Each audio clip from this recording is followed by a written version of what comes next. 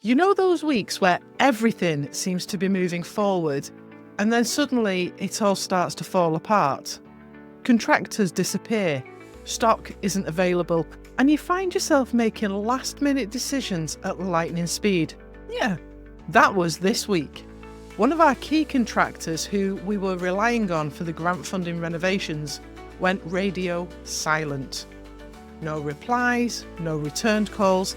Then I got word that they're in serious financial trouble, meaning they're probably not going to finish the job at all. Fantastic.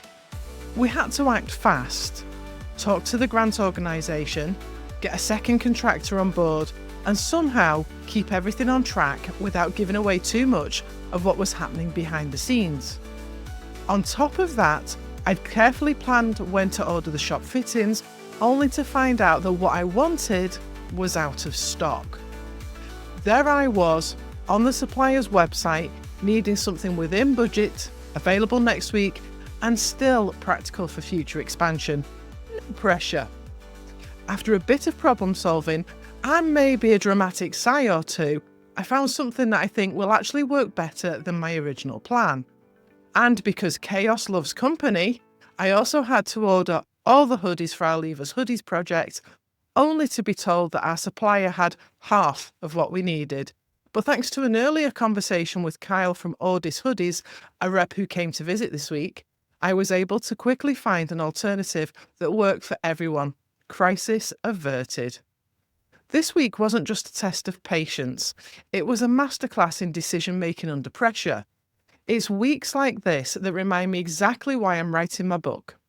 Entrepreneurship isn't just about having a great idea, it's about dealing with all the things that go wrong along the way, staying on your feet, and making the best decisions you can with the information you have.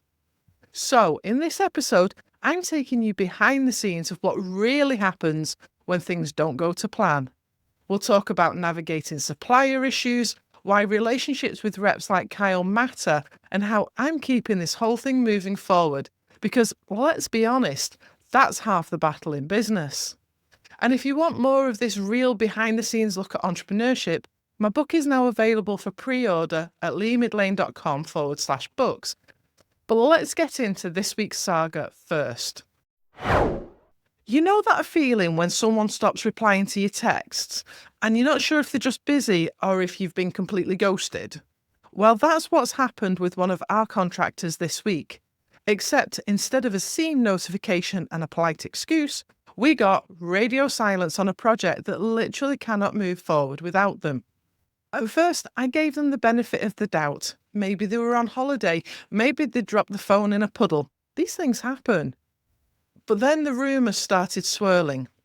Another contractor let us know that this company was in serious trouble and, well, things are not looking good. Because here's the problem. This wasn't just any contractor. This was the one named in our grant application, meaning that funding for the project was linked to them. If they couldn't do the work, we had to act fast before the whole thing spiraled out of control. Step 1. Confirm the bad news. We tried calling, emailing, messaging, possibly even manifesting their presence through sheer willpower, but nothing. Step 2. Damage control. The minute we realised they weren't going to magically reappear, we had to get ahead of the problem. We reached out to the grant provider, explained the situation, and held our breath waiting for a verdict. Would we lose the funding? Would we have to start from scratch? Luckily, they were understanding, probably because they've seen this happen before. They gave us the green light to switch contractors, but with the proviso that the amount of funding would not be increased, so we would have to meet any shortfall. Step 3. Find a replacement without causing unnecessary drama. Now, this part was tricky. You can't just call up a company and say, "Hey, so our first choice contractor vanished into the abyss. Want to take their spot?" It's a small industry, and we needed to be diplomatic. The replacement company was available, but we had to get everything requoted, resubmitted and confirmed, all while keeping things professional. And let's be honest, not looking desperate. It was a bit like trying to break up with someone by saying, "It's not you, it's me, but also, can you be ready to move in by Monday?" Let's have a look at takeaways from this roller coaster. Number 1, always have a plan B, even when you don't think you need it. Number 2, communication is everything. Whether it's suppliers, funders, or your own team, keeping everyone in the loop makes dealing with chaos so much easier. And number 3, sometimes you just have to roll with it. Things go wrong, people disappear, and projects hit roadblocks. The key is to adapt without losing your mind in the process. In the end, we pulled it off. The new contractor is lined up, the funding is secure, and the project is still on track, just with a few extra grey hairs on my part. Now, if only we could get those shop fittings to cooperate, but that's a saga for later. You know, when you finish a big project, step back and realise it just looks really white. That's where we're at right now with the new box brand shop. The painting is done, which is progress, but right now it's just one big shade of white. Don't get me wrong, it's fresh, it's clean, it's bright, and it's a huge improvement on what was there before. But standing in the middle of an empty space that now looks like an Apple store in its early concept phase, that's an experience. With the painting done, the next step was ordering the shop fittings. Simple, right? Except, of course, the original ones I wanted were out of stock, because why would anything go to plan? This meant I had to rethink everything fast. I needed something within budget, something that would arrive next week, and ideally, something that would work within the overall vision that I have for the space. I couldn't afford to sit around waiting for the original fittings to come back into stock. The shop needs to move forward, and we don't exactly have unlimited space to keep boxes of furniture lying around while we wait. Here's where things took an unexpected turn for the better. The new shop fittings I found are actually more stylish, more modern, and dare I say it, more funky than my original plan. They're sleek, they make better use of space, and best of all, they're completely freestanding, meaning when we eventually move to a bigger space, because I'm working on that growth already, we won't be leaving behind a trail of holes in the walls. No patching, no repainting, just pack up and go. So what started as a minor panic over an out-of-stock item actually turned into a blessing in disguise. If there's one thing I've learned from running a business, it's that the best solution isn't always the one that you planned. It's the one that you adapt to. I could have spent days searching for alternatives, waiting for restocks, or trying to force a solution that wasn't there. Instead, I pivoted quickly, made a decision, and ended up with something even better than before. Now, with the walls painted, the fittings on the way, and the space starting to take shape, the next big step is moving the stock in, and that's when things really start to feel real. You know that feeling when you're about to check out online and suddenly half your cart disappears? That was me, staring at the order page for our Leavers Hoodies, only to see 50% available in bold next to my carefully chosen stock. To make things worse, the back order date was in March, which, funnily enough, is exactly when I need to deliver the hoodies to the school. For a brief moment, I just sat there staring at the screen in mild horror.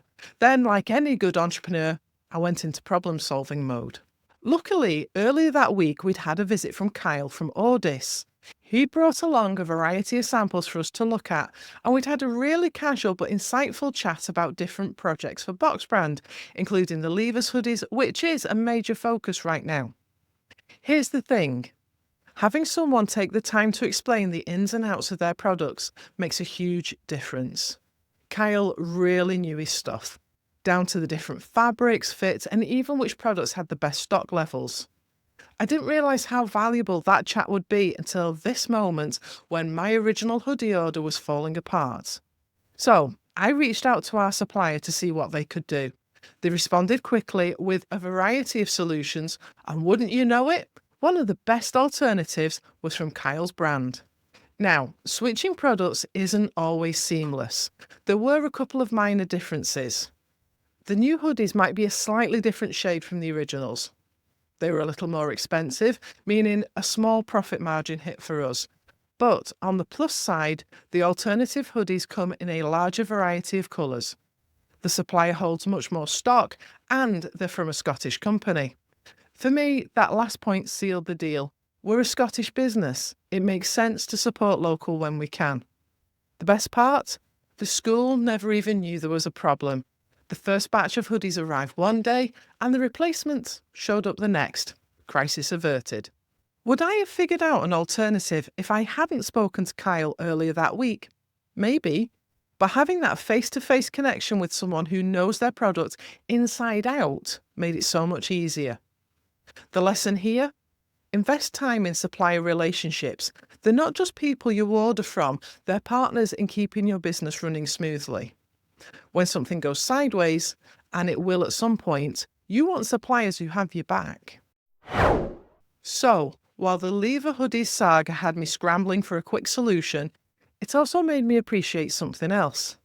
How important it is to actually know the people behind the products you sell. Kyle from AWDis dropped by at the start of the week, and what I thought would be a casual chat ended up being a masterclass in product knowledge.